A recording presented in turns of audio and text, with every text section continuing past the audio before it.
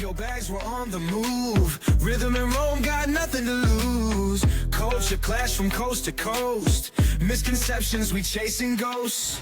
Travel far, wide, explore the unknown. Rhythm and Rome making you feel at home. Welcome back to another edition of Rhythm and Rome. Today, discussion topic that I wanted to throw out there. And that is, we fake as Americans when it comes to friendship and the overly niceness when we travel outside of America. Heck, sometimes inside America, depending on where you are. Are Americans fake in general is your question, right? Like the Pretty much, generalization yes. of It's a whole people general, or we're foreigners generalizing. thinking Americans are fake or different. Okay, like Parisians are rude, right? Are all Parisians rude? Are all Don't Germans make me answer that because somebody might yell at me. Are so as a group, are Americans fake? So that I don't feel fake, that's for sure. So, what do you think, Trisha? Let me ask you that. You don't feel fake? As she sounds fake while she says it. And then she rolled her eyes to the left as if, I don't sound fake. Like, whatever. Okay, so my question is, or the question to me is if whether how I feel about that. No, I feel like yeah. No, I know. I feel like it's a loaded question personally. It depends on the person. I know that sometimes when I say things, particularly thank you, and I appreciate that very much. I truly mean it when I say that. And the reason why I say that is because I want people to realize that I mean it. But I think a lot of times when we say words and we say things with those meanings, it comes across as cheesy or not genuine. So I'm trying to dial it back a little bit myself, but I'm very appreciative of people's time because I am in sales. So I guess I overcompensate in a sense. I wouldn't think that saying thank you would sound cheesy or I appreciate you. I say that all the time. So if I do actually appreciate someone for helping me in a store, I'm going to say that. And I don't feel like that's fake. I don't know that Americans really think that it's just expected. It's polite. Like you have to say bonjour when you go into a store in France or they're going to be like, you're rude. So it's like, then say thank you. Yes. But it is a cultural clash, so to speak, right? And I'm just going to say, based on my, just me and my opinion, yeah, we are fake. I mean, so what? That's how I see it. Okay, well, what do you mean by fake? Things that we say, aren't Let me true. explain. Yeah. So what do I mean by fake? We are taught when we were younger to always be polite, always be nice, always say hello, always say sir or ma'am, and stuff like this. To the outside world, outside of America, and it took me a while to understand and know this, was that they look at the TV and the news like Sex and the City and the over-the-top dramatization of everything, and they think every American is like this. Now, I do find myself sometimes overly, even when I was at work and stuff like this, overly saying, oh, I'm so sorry. Oh, I'm so sorry. I mean, we use certain words a lot. We use sorry a lot. We use thank you a lot where we don't need to say thank you. I'm starting to understand why Europeans specifically say this is that, oh, why do you guys always ask me, how am I doing when you really don't want to know how I'm doing? I think we had this conversation before. So, it's like saying take it out bonjour. of context. It's just like, hello, how are you? Good. Whereas you're not supposed to tell them your life story. And that's how they're taking it, because they look at the word, how are you, and think that so they want that. They're meaning literally, like literally for the word. And really, and honestly, when I'm asking someone, how are they doing? Because even when you say hello, the natural reaction for me is someone says hello and I say, hello, how are you? I'm doing great. I'm doing fine. I'm not so good. Oh, I'm sorry to hear that. And keep moving. Yeah, no, it's like, unless you know them for real and you want to tell them how you actually are, it's a polite, like, hey, how are you? It's a greeting. It's not a question for real. Would you agree with me to say that only happens in certain parts of the state? Because I know in New York, I don't care how you're doing. If I'm at the bodega, I just want my egg and cheese sandwich and be on my way. You don't say do you even say hello at all in New York Sometimes City? I don't. Honest to God, sometimes I don't. Only if I really know that bodega. Yeah, I mean, I would say upstate New York, people probably talk a little bit more. So it is a larger city thing where people are like, it's just a city thing. F away from me. Why are you even bothering me? Yeah. Unless Yeah, but what does it take? I mean, in the grand scheme of things, though, I mean, what does that, exchanging pleasantries do? I mean, no, we're not the best of friends, but at least someone out of your day has asked, "How are you?" Or hello, or says hello to you. I think this disconnect that we have as humans is the reason why we have a lot of the problems that we have today. We can't seem to even exchange pleasantries because me saying hello and asking someone how they're doing, that I'm afraid that they're going to say, "Oh, I'm not having a great day," and now all of a sudden it's my responsibility. No, for me as a human, I can say, "Well, I'm sorry to hear that. I hope your day gets better. I appreciate you. Thanks for that." And move on. Is that going to take so much more out of your day to say that to somebody? It will if there's almost 10 million people in the city. There's 4 million people in Paris. I don't got time to be wanting to talk to people. Dude, it's over while he's making your sandwich, I mean, I'm from New York too. But that's what I never used to be that way. I didn't used to be that way. But that's what I mean, Trisha. If I know the bodega person or the person at Dunkin' Donuts or wherever, yes, I'm going to invite the pleasantry. If I don't know you, just give me my coffee and let me go. Yeah, and I think that's the difference there. And that's the difference. And it's the same in France. I've noticed that. So now the corner boulangerie, bakery that I go to every morning, they know me now. So it's not a croissant, une baguette kind of attitude. It's more of bonjour madame, ça va, just little light wordings here and there because we know each other. Well, but it's the same thing, right? So you're saying bonjour, bonjour madame, mademoiselle, whatever it is, and then you're saying ça va, and they say, ça va très bien, or whatever it is that you're saying, very good. However, it's the same way that we're saying because hello. I know them now. Because I know them. So now. You're saying because you know them, and because yes. You didn't say how are you at all, and they didn't ask you how you were? No. That's different. I said when I first got here, and when I took you to that same boulangerie, it was literally just bonjour, un croissant, une baguette, s'il vous plaît. Thank you. Now, but is that because you were uncomfortable saying ça va? No, or what? it's because we all know when you come to France, you will get treated shit like crap if you don't say the hello before asking for something. That's a cultural thing.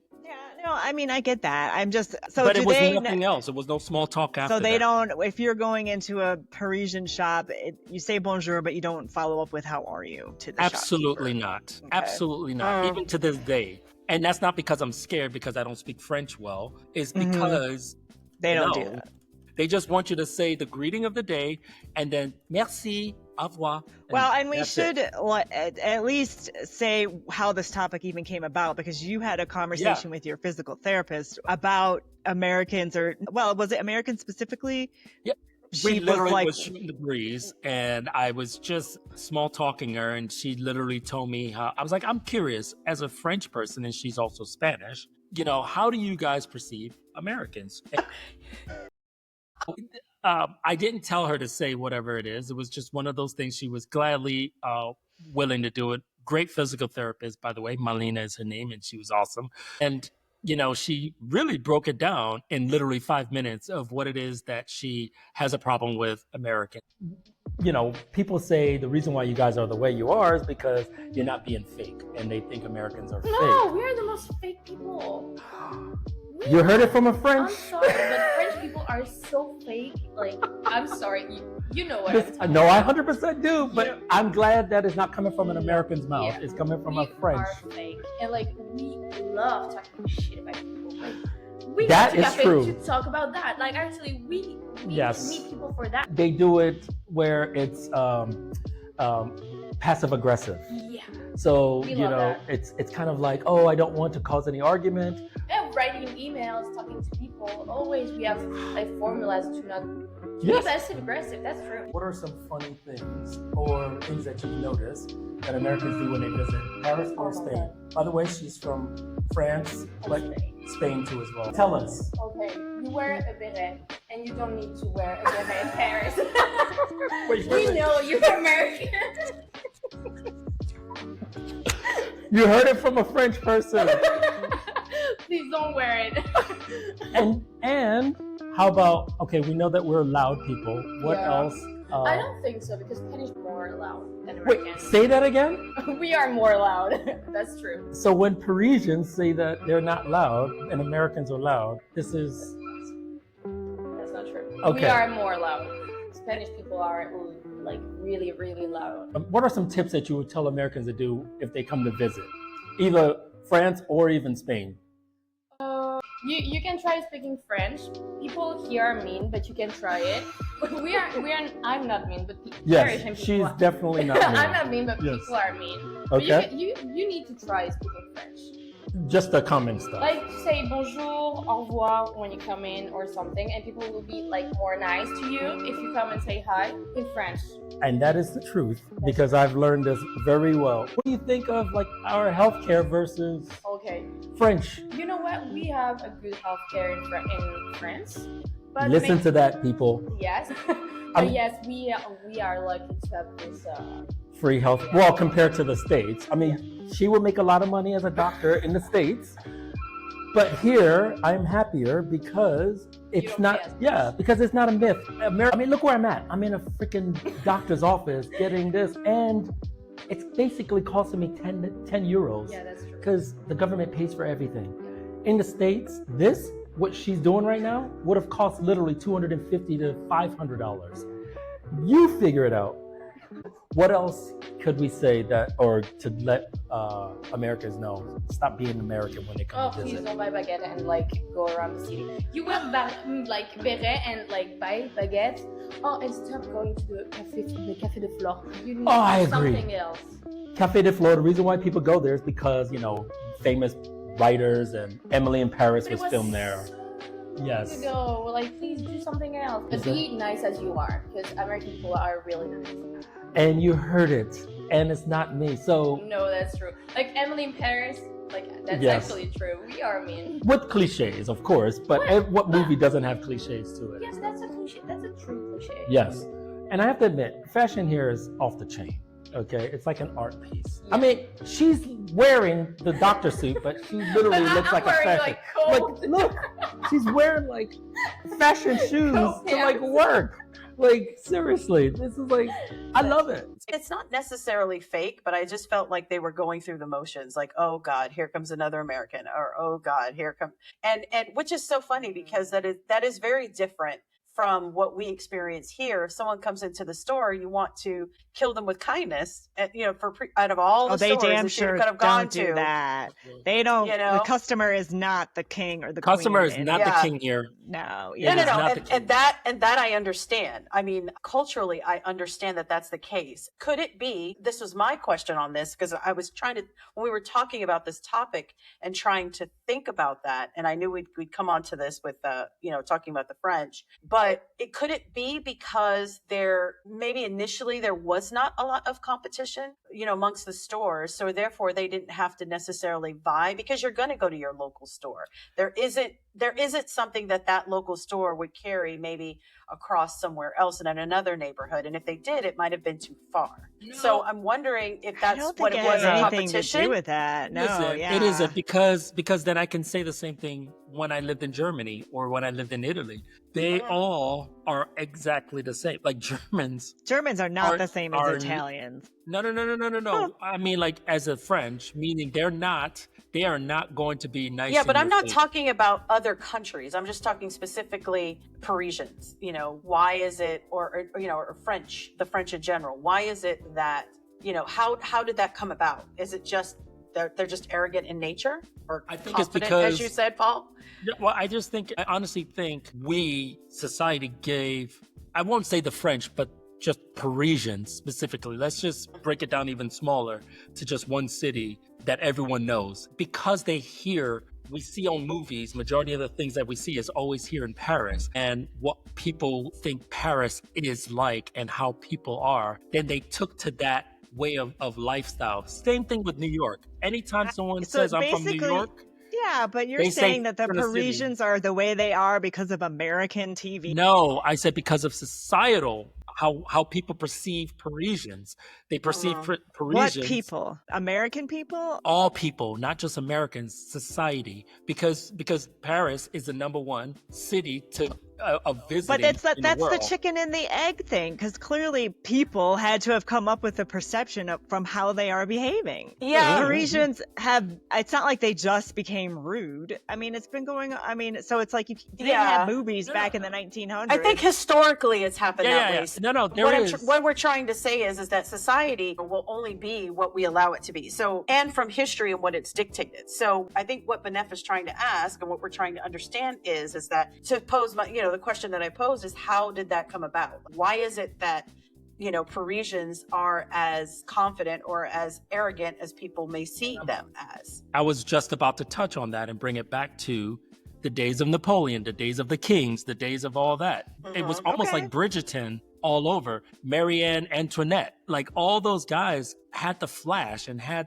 you go to Versailles and you listen to the way how they were, and, they had people watching the king eat. Like, that's arrogant. Like, they watched him shit as well. They watched him poop too, yes. Like, that's arrogant. So that's part of their culture. And all that is part of that whole But I do feel that visiting Italy or England or Ireland, they're just going to be more friendly. Like, I have that perception in my head that these people are going to be more friendly than the Parisians. And I don't think that they're fake. I mean, so there's the difference. Like, if I'm traveling, are they welcoming? They're very welcoming in Japan, but be clear, you're a tourist and you're a visitor. If you go to now live there, now it's going to take like a decade for them to trust you completely. We met a man when we went to Hakuba, and he owned this shop where you could ski and rent different things. And he was Australian, maybe, or American, I don't remember, but he had married a Japanese woman. He had been there for 25 years, and they were just now starting to trust him. Like, he spoke fluent Japanese. That's deep. So you can go there, and the Japanese will damn near kill themselves to make you feel welcome, help you out if you're lost. But then you decide to stay, and they're like, no, wait a minute. You are not one of us. Right. God. So Germany is almost in the same light as the French. I've lived there for 7 years, but I still have friends, a lot of friends, or several friends that are there. I notice when I get introduced, when I'm going out with them and I get introduced to their friends, I'm introduced as Paul the American, and I just lived here. Not Paul the friend. Right. But then of late, when I say maybe about 5 years ago, I went back to visit and I got introduced, and I was introduced as my friend, or this is my friend, Paul. And it clicked on me. I was like, and that's when they were like, it takes a while, because most people, especially in Germany and France, they know their friends since they grew up together. Yeah. Whereas for us, it's different. Yeah. And I think that has a lot to do with it. So we could be like, hey, this is my boy, blah, blah, blah, or my girl, blah, blah, blah, even after a couple of meetings. And does that mean we're fake? Because it's not like we're best friends ever, but we consider them friends, and we say, this is my friend versus this is my acquaintance, or this is some person I just met. This is my colleague. I guess we should probably define what is a friend to you. What does that mean? So it's broken down into categories. It's broken down into categories. We have friend, like Benef said, could be an acquaintance. Americans classify that, because friendship is just someone that you speak with. We would say, you say acquaintance, but it does sound awfully formal. It's very formal. I was just about to say, it's very formal. Also, it's like, I know this person and that's it. Like, I don't talk to them ever. Acquaintance. Which is rude, right? That could be classified as friend in a formal sense for a professional reason. And then you have your good friend, you have your best friend. Like, there's several different categories of friendship for an American. Co-workers versus I grew up with this person and this person is my best friend now. And it took me a while to understand this. And then living outside of America and understanding, I don't think foreigners, specifically Europeans, think Americans are fake when it comes to the friends. They think we're fake when it comes to what comes out of our mouth. There's a difference. Yeah, I can see that. And that's why I say I agree with them, Because we do. We over exaggerate things. Come on. Okay, over exaggeration versus the actual relationship of friendship, I think is kind of two different things. So I think that's, first of all, that's where the disconnect is, right? You know, I think we as Americans, or, you know, for US citizens, talk about friends. So I met you, we talked, we've conversed, we've probably exchanged some pleasantries. We may know some things about each other. So that's what I define as a friend, speaking personally, right? Now, I remember actually schooling my kids on whether or not someone was their friend versus an acquaintance. So classmate, you know, giving these terms, classmate, colleague, even if I don't know you, that's my colleague because we're both in the same. That makes sense. Sure. That's Right? an appropriate That makes sense. term. Yeah. So coworker, same thing. Like you have coworkers. You describe Paul, you know, and Benef, you guys have talked about coworkers, all the words that we put on that. But I think that's initially the first thing, right? And why there's the disconnect between, you know, Europeans or, you know, Asians or whatever the circumstances are, is the actual fact is what we say, right, Paul, that you're saying is the difference versus how we relate to others here. That's disturbing, because if I am giving someone a compliment, that I am actually doing that because I do like their dress or their shoes, but they're going to think that that's fake, I guess. Because majority of Americans we overdo it, I guess. Yeah, we overdo. We do. We honestly do. I went to school. I don't overdo it. I don't overgive compliments. Take yourself out of it. Take yourself out of it, okay? I feel the same way you do, Benef. Yeah, but take yourself out of it, guys. And look at the normal American. They overdo it. Or a grocery store or whatever. If I have groceries, I don't need the cashier trying to be overly nice to me saying, "Oh, you're about to bake?" Because you see baking items in my cart. That's none of your business. And that's what Europeans They're just trying are to make talking about. conversation. That's really rude. Oh, what? No. But wait, that's one side. But what about the other side? What happens if the other person don't want the conversation? Does that make them rude because they don't want the conversation? So then they say yes and keep it moving. Because a lot of times it's none of your business. But I think a lot of it too has to do with, we talked about that before, about misconceptions and the way that people perceive each other. And I think that's what it is. It's the misconceptions or the context of what we're saying. It may sound fake. Like, why would they want to know of course I'm baking. Don't you see what I've got going on? But it's to make conversation. It's to make, you know, just to make light or to be conversational, Small be talk, pleasant. Yeah. people. I mean, But you're there's missing an the art part. to that. Right, I understand, but you're missing. I 100% agree with you, Trisha.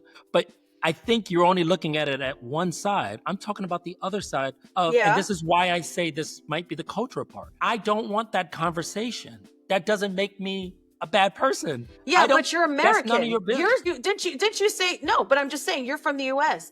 Didn't you have those issues going across, you know, and now living abroad? I mean, what was that like for you? And that's what I mean. You have this concept. They all put us in a box, and they all say all Americans do this, where we know that that's not true. Well, they're going to do that in a smaller town in Michigan. That's why I preface it to say, let's just stick to big cities right now. If we lived in a big city, Columbia, okay, or South Carolina, or Houston, Texas, or Colorado. My point is, if you go to the store, chances are they're gonna have a conversation with you. Whereas if I go to the store in New York, I rarely will have a conversation with the cashier. Even if you don't want to talk, that's the problem. They're gonna talk to you. You don't have to talk if you're in New York City. And if you are from the rural South, don't be trying to make conversation. They're going to think you're crazy.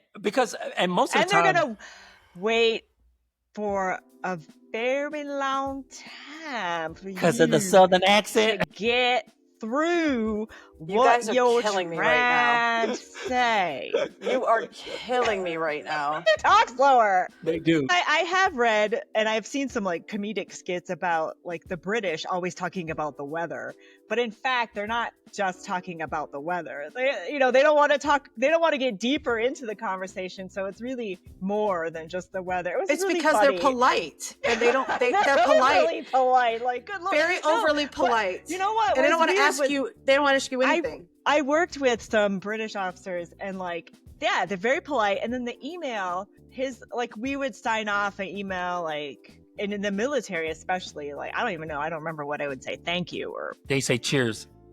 No, it was ever yours. Ever Oh, yours. yes. They do say Ever this. yours. They do say What this. is They do that? say this. What is that shit? They do. That's For not us, that different. means sexual for us. That's like know, flirty. ever yours. That's like, actually quite damn. romantic. That's Yeah. very romantic. No. It was so weird. I've gotten that many times in my corporate job, and I was just like, Really? "Oh yes, ever yours." And I'm just How like, kind of, what is Ever that? yours. That was weird. Comma. too. So It's the does same that as so "Thank you." so is It's that just saying thank equivalent you. to respectfully? Yes. I guess, but yes. ever yours, like Yes. it makes it Yeah. very like intimate and personal in my It opinion. is very that's- personal. Yeah. Look, I agree. This topic is very fascinating. I truly believe that Americans, I'm generalizing here, guys. Americans in general, we are a bit over the top. I won't even say fake anymore. I would say we're over the top. And it took me to, obviously, when you're outside of that environment and you're now placed somewhere else and you see it. But I feel like the similarities has to do, eventually we will be able to bond on the fact that we have certain situations that happens to all of us, that they're innately something is going to happen that we're going to be able to connect with, right? And the way we live our lives, the way we treat each other and that sort of thing. And I think that is what bonds us as people and ultimately the relationship. Now, how, and that has to do with, I think, proximity of where we live, who we're next, our next door neighbor, certainly we're probably going to get close to no matter where we are because we live together, right? Or we live in the same environment. I think we kind of pinpoint, if you're going to live abroad, don't take it personally. Just keep it moving. If you want friends, keep going. Well, and if you It'll have get there any other eventually. stories of places where you've visited or lived and the friendship thing, please do message us. We'd love to hear those stories because, Absolutely. we've only lived in certain places and not sure what it's Yeah. like in South America or Australia. We didn't even touch on, Benef, the fact of, because I remember I lived in the Middle East, they're actually like Americans, where they see you today. Oh yeah, the Middle yes, Easters, yes, and you're yes. not holding hands walking down Yeah, the street. for sure. They are. And sometimes it's like, it's like too much. Like, oh Yeah. my god, I just met you. Like, you want me to take this item home with me without paying and try it out? Like, I can't. Wait, That's weird. you're gonna invite me to dinner already? Like I just met you. Why are you inviting me to dinner already? Yeah, well, and that's what I mean about, about Oh, that God. community and building communities. Some cultures, some places, you're fast friends, but it's obvious that maybe European countries, it's not so much. A good discussion, of course. So just curious to hear what others would think. What are some experiences that they've had and share it with us. If you guys enjoyed the good content that we put out there, or if you have suggestions of other content that's dealing with our travel and misconceptions and culture and so on, holler at us. And don't forget, if you like it, hit the like button and subscribe. We'll see you on the flip side. Ever yours. On the move, rhythm and Rome got nothing to lose. Culture clash from coast to coast. Misconceptions we chasing ghosts.